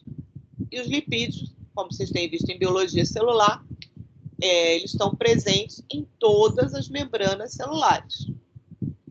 Os lipídios de armazenamento, que são os triglicerídeos, são completamente apolares. Por quê? Porque o que tem de polar no ácido graxo, que é a carboxila, ela fica escondida pela molécula de glicerol. Então, esse lipídio, ele é totalmente hidrofóbico, totalmente apolar.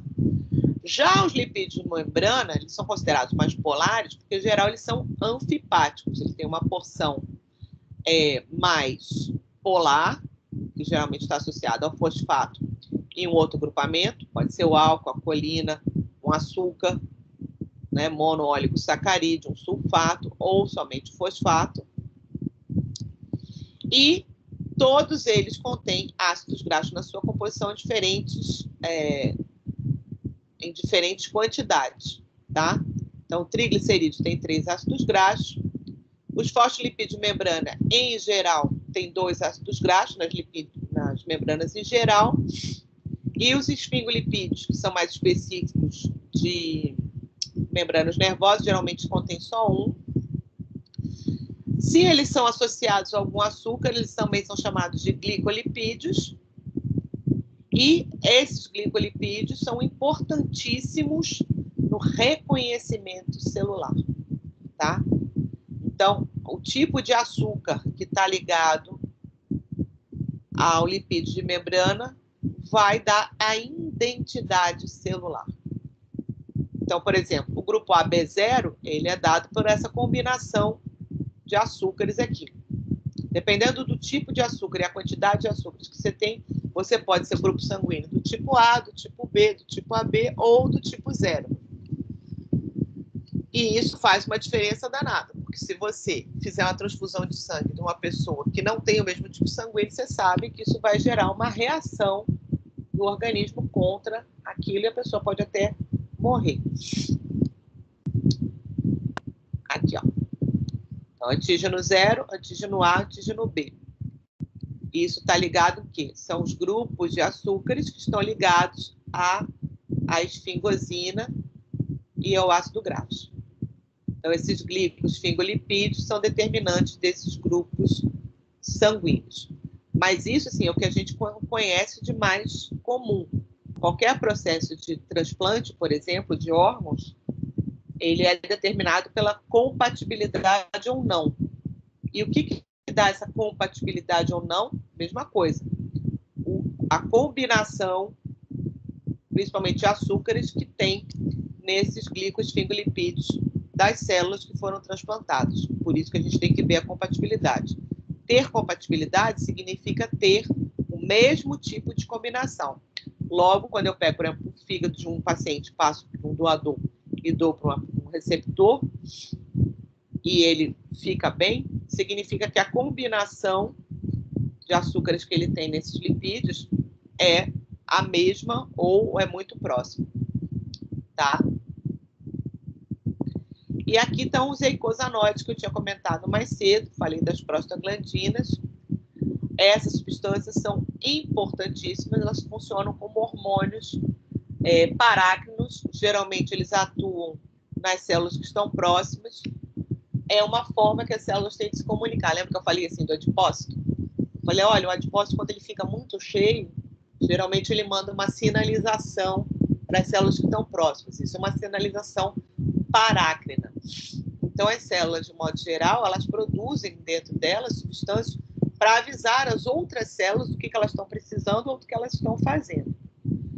Um grupo enorme, vocês vão estudar muito essa parte de eicosanoides em farmacologia, com mais detalhes, são chamadas assim porque elas são derivadas do mesmo ácido graxo, que é o ácido araquidônico, que é um ácido de 20 carbonos com 4 insaturações nessas posições aqui. E a gente falou aqui da prostaglandina. As prostaglandinas estão associados, por exemplo, aos processos inflamatórios, e por isso os anti-inflamatórios não esteroidais geralmente atuam justamente na síntese dessa prostaglandina, impedindo a sua formação.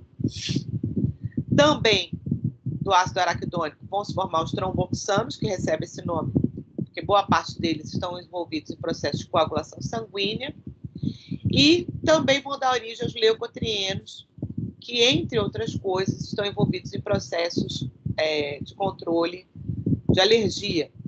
Então, inibidores de leucotrienos, da produção de leucotrienos, interferem na produção dessas substâncias, que vão ser mediadores dos processos alérgicos. Então, rinite, asma, coisas desse gênero, geralmente processos respiratórios, alérgicos respiratórios, trabalham na inibição da produção de leucotrienos.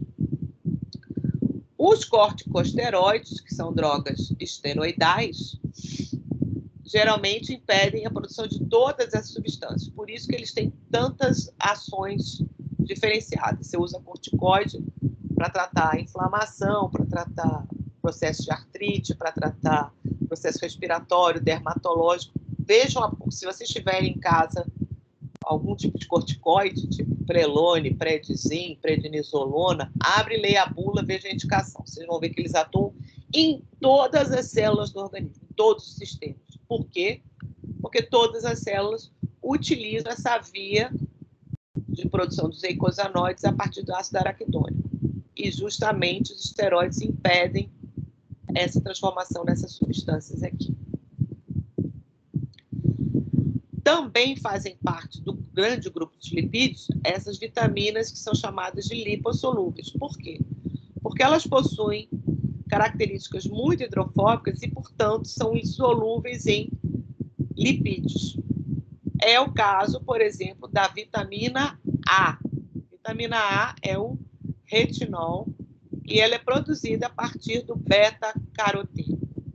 Beta-caroteno é essa molécula aqui bem grandona, que é colorida, ela tem coloração laranja, e é o que a gente encontra em grandes quantidades na cenoura, no mamão, na abóbora, também tem na laranja, tangerina, nesses alimentos laranja e amarelos.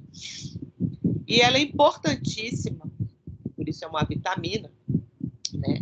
A gente deve comer beta-caroteno para produzir vitamina A, e a gente consome alguns alimentos que têm vitamina A direto, entre outras coisas, porque ela dá origem ao retinal, que é o pigmento fotossensível, por isso que diz que cenoura é boa para a vista, porque isso aqui é um composto importantíssimo para a gente possa ter a retina saudável e enxergar. É ela que permite que a luz se transforme em imagem.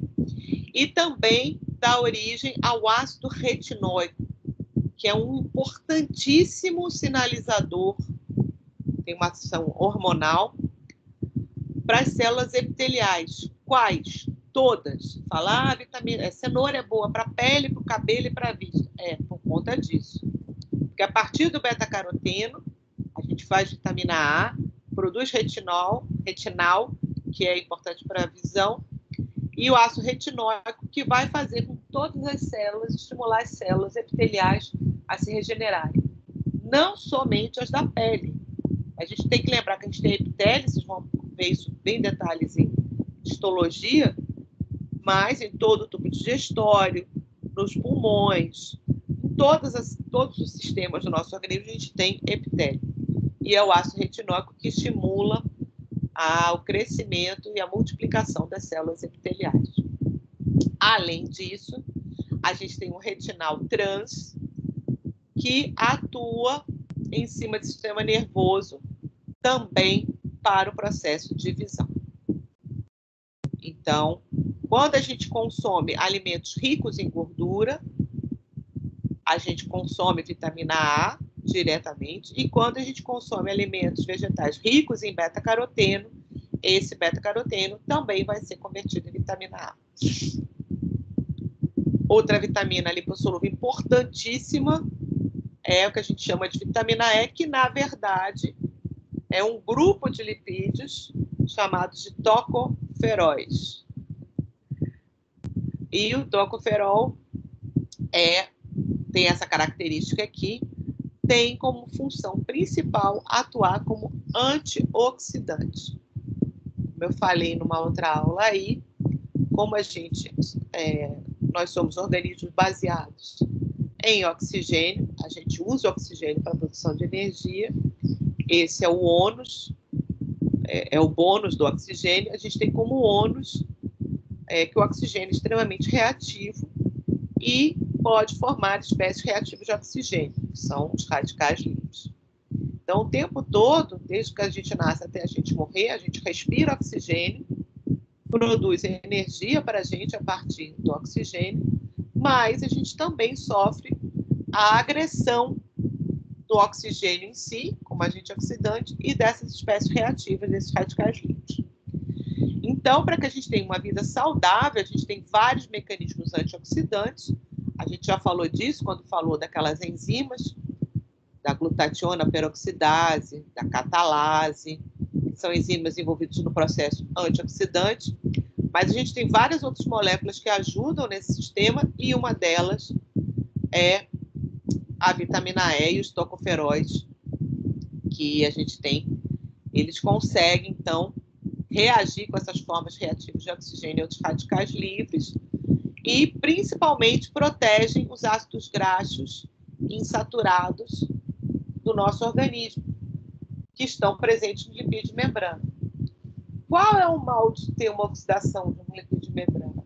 Essa membrana ela pode se romper e você ter a morte celular por conta disso. Por isso é tão importante a presença desta vitamina E e por isso é tão importante o consumo de alimentos com gordura que são ricos em vitamina E. A outra vitamina lipossolúvel fundamental é a vitamina K. Vitamina K faz parte das filoquinonas, está envolvido no processo de formação da protrombina, que é uma das proteínas importantíssimas do sangue nos processos de coagulação sanguínea. A gente falou um pouquinho sobre isso quando viu enzimas. E sem a presença da vitamina K, a vitamina K ela atua como um cofator enzimático, a gente não consegue ter um processo de coagulação sanguínea eficaz. Também é importantíssimo que a gente tenha na dieta. Então, vitamina A, E e K são as principais vitaminas lipossolúveis. Ficou faltando falar de uma outra vitamina que hoje a gente quase já não chama mais vitamina, que é a vitamina D, que, na verdade, a vitamina D se enquadra dentro dessa classe especial de lipídios, que se chamam lipídios esteroides. Os lipídios esteroides, ao contrário de todos esses que a gente viu até agora, ela não contém ácido graxo na sua composição, elas são produzidas a partir de ácidos graxos. E a partir de ácidos graxos se forma essa estrutura básica que é o colesterol.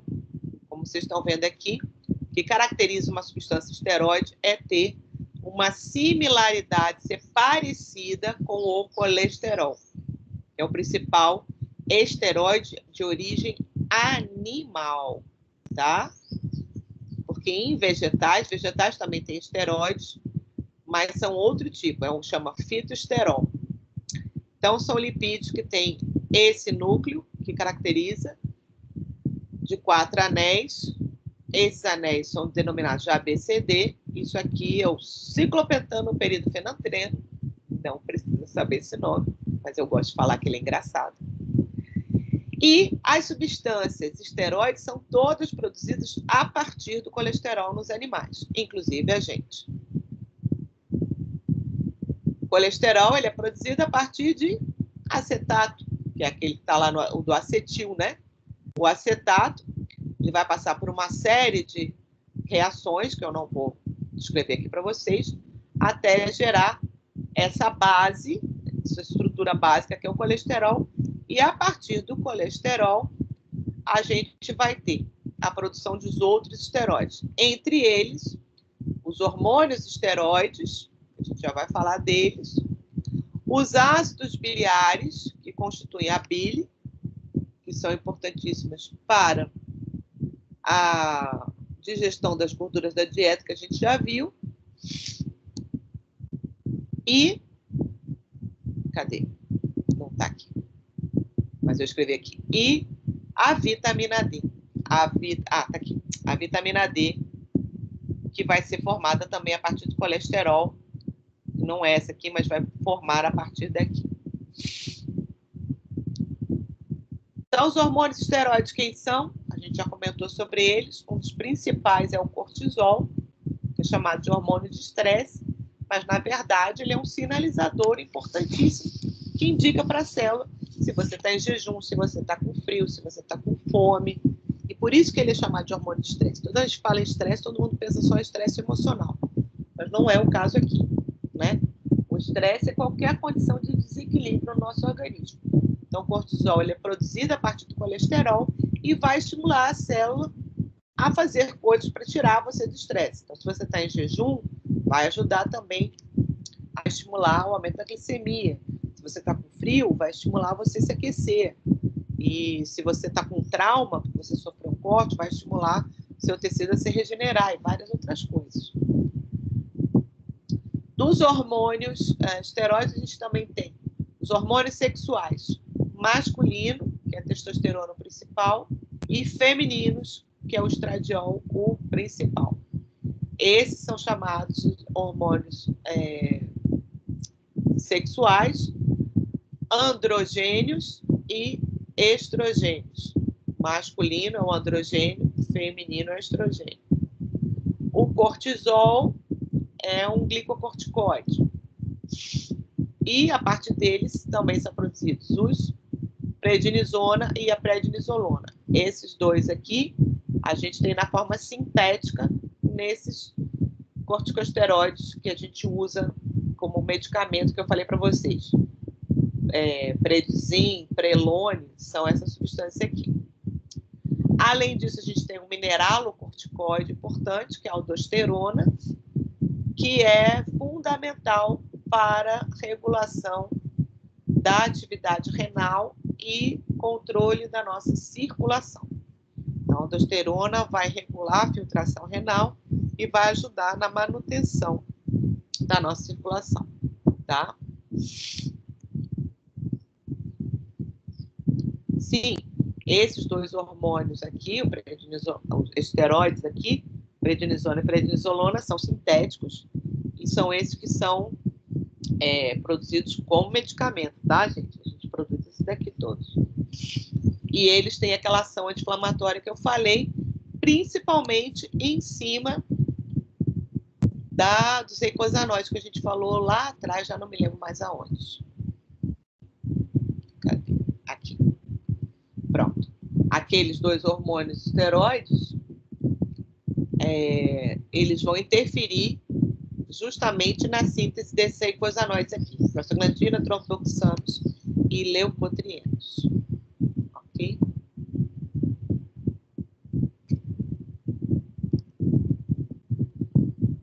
Aqui, então, está mostrando o caminho, né, de produção dos hormônios esteroides. Progesterona também é um hormônio estrogênio, né, de estrogênio. A partir de progesterona, a gente também produz cortisol e a testosterona e o estradiol. Também tem a corticosterona, que funciona também como hormônio corticoide, e vai dar origem ao mineral corticoide, que é a aldosterona, que, como eu falei com vocês, atua em cima, principalmente do rim, sistema cardiovascular, sistema circulatório, porque ele atua no controle da reabsorção de sódio, cloreto e bicarbonato nos rins. E aqui está a vitamina D. A vitamina D, originalmente, ela foi enquadrada como vitamina porque achou-se, devido a um histórico que a gente não vai poder falar agora, mas vai falar bastante em Morfo 2, que tinha que ser obtida somente na dieta. Mas, na verdade, a maior parte da vitamina D, que na verdade atua como hormônio, ela é sintetizada também a partir de colesterol, mediante a radiação solar, radiação ultravioleta contida no Sol, principalmente raios UVB. O colesterol, que está presente em todas as membranas, é deslocado e, sob estímulo da luz UV, ele se transforma na vitamina D, na sua forma inativa.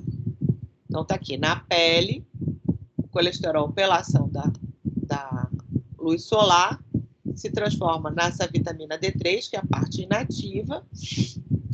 Depois, essa vitamina vai encaminhada para o fígado, onde ela vai sofrer uma primeira hidroxilação, e depois vai para os rins, onde ela sofre a segunda hidroxilação, e se torna a vitamina D mais ativa. Antigamente, achava-se que essa era a única forma ativa da vitamina D.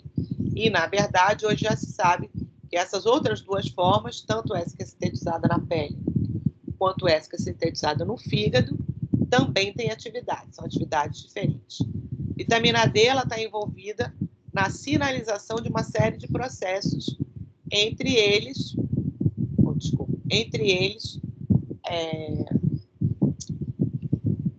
crescimento ósseo, crescimento muscular, regula uma série de processos de crescimento celular. Então, hoje, sabe-se da ação da vitamina D em quase todos os sistemas. Então, ela é um hormônio muito essencial e, por isso, a gente sempre deve tomar sol, ou, na ausência de sol, que acontece nos países que ficam mais ao hemisfério norte, fazer um consumo maior na dieta de vitamina D, como é uma vitamina lipossolúvel, de novo, em alimentos ricos em gordura, óleos e gorduras. Então, o colesterol, na sua forma simples, né, que é o colesterol livre, ele funciona como componente estrutural, estando presente em todas as membranas do organismo, em especial tem maior quantidade nas membranas do sistema nervoso, e ele pode ser armazenado e guardado na forma de éster no interior das células e lipoproteínas, para quando for necessário sua produção. Seu uso. Seu uso para quê? Para tudo isso que eu acabei de falar. Você vai usar colesterol para fazer vitamina D, para fazer sais biliares, para fazer os hormônios esteroides, sejam eles os hormônios sexuais masculinos e femininos, os hormônios derivados de cortisol, os glicocorticoides, e os hormônios do tipo mineralocorticoides. Então, o colesterol armazenado nas células, na forma esterificada, ele é deslocado para as glândulas, por exemplo, que precisam fazer hormônio, ou para as células que precisam fazer renovação celular. E, quando chega nas células, ele vai ser liberado a partir da ação dessas duas enzimas, a LCAT e a CAT, que vão transferir o colesterol para as células que estão precisando. E isso vai se dar como? E esse é o grande lance. O colesterol, a síntese dele, como quase tudo que acontece no nosso organismo, ela ocorre no fígado. Então, parte do acetil-CoA, que é gerado dessas formas como a gente acabou de ver, seja de glicídios, de lipídios ou de proteínas, seja de aminoácido, de glicose ou de ácidos graxos, de acordo com a sinalização, ele pode ser convertido em colesterol, e esse colesterol pode ser armazenado no fígado, para quando houver uma necessidade, ou ele pode ser enviado diretamente para os tecidos que estão precisando. Quais? Os ovários e a placenta, para fazer os hormônios, os testículos, para fazer testosterona, ou para os ovários ainda, também, que também faz testosterona, para as glândulas adrenais, que vão produzir os glicocorticoides, cortisol e os mineralocorticoides, aldosterona. No próprio fígado, esse colesterol é utilizado para fazer os sais biliares, que vão ser sintetizados e armazenados na vesícula biliar. E se as outras proteínas, ou se as outras células precisarem de colesterol, qualquer célula que precise de colesterol, ele vai ser enviado na forma de lipoproteínas, porque o colesterol vai se reunir com triglicerídeos, fosfolipídios, que são sintetizados no fígado, e as apoproteínas, e vai dar origem às lipoproteínas, que vão fazer o transporte dos lipídios todos, são sintetizados no fígado e no plasma. Então, essa é a estrutura básica de uma lipoproteína. As lipoproteínas plasmáticas sempre vão ser assim. Dentro delas, a gente vai ter esses lipídios totalmente apolares, que são os triglicerídeos e os ésteres de colesterol. E, com a parte polar voltada para fora, os fosfolipídios e também o colesterol não esterificado, que tem uma hidroxila na ponta, e essa hidroxila é a parte polar. Para fazer a junção, a organização, a gente vai ter essas apoproteínas, que também vão, além de organizar a lipoproteína, vão servir de sítio de reconhecimento pelas células que vão receber. E essas lipoproteínas que estão no sangue, então, elas são divididas de acordo com essa sua composição, ou seja, as quantidades de cada tipo de lipídio, o seu tamanho e a sua densidade. A sua densidade, então, vai ser dada pela proporção entre lipídios e proteínas. Lipídio tem baixa densidade e proteína tem alta densidade. Então, quanto mais lipídio tiver a lipoproteína, mais baixa vai ser sua densidade. Quanto mais proteína ela tiver, mais alta vai ser sua densidade. E aí surgem esses nomes que vocês já ouviram falar.